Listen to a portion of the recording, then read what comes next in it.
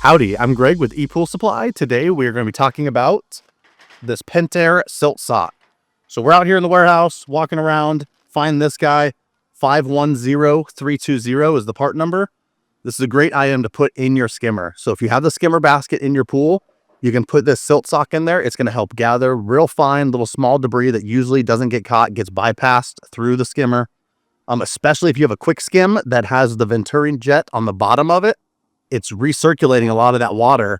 So if you have small stuff that goes through, so say this is your skimmer basket here, you have small little debris that just passes through right back into the pool and it's kind of making your pool messy.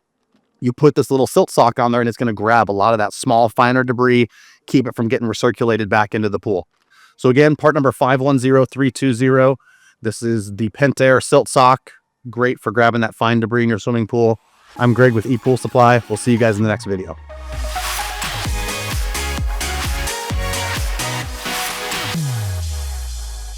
Hey guys, thanks for checking out ePoolSupply's YouTube channel.